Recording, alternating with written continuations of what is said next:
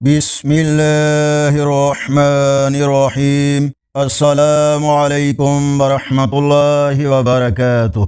اکثر گھر میں کوئی بیمار ہو جائے تو نبی کریم صلی اللہ علیہ وآلہ وسلم کا بتایا ہوا طریقہ علاج کیا ہے، اس کی حقیقت اور آج کا اسلامی کیلنڈر آج کی ویڈیو میں شامل ہے۔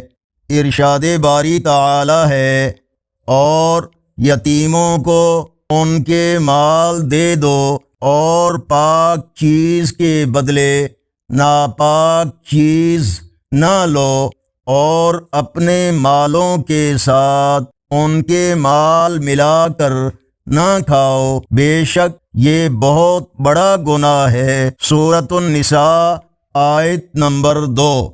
فرمان مصطفیٰ صلی اللہ علیہ وآلہ وسلم ام المومنین حضرت عائشہ صدیقہ رضی اللہ تعالی عنہا فرماتی ہیں کہ جب گھر میں کوئی بیمار ہوتا تو رسول اللہ صلی اللہ علیہ وآلہ وسلم اس پر معوذات یعنی سورہ فلق اور سورہ ناس پڑھ کر پھونکتے تھے۔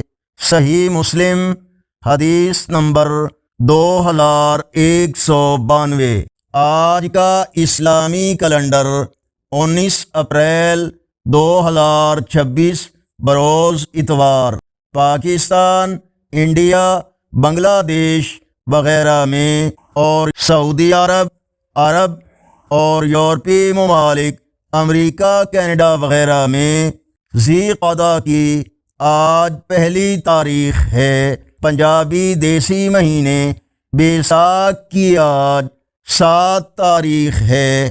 بیماری میں سنت نبوی صلی اللہ علیہ وآلہ وسلم کے مطابق دعا اور دم میں بڑی برکت ہے۔ اللہ تمام بیماروں کو شفائے کاملہ عطا فرمائے۔ ویڈیو کو لائک اور شیئر کریں۔ اللہ حافظ۔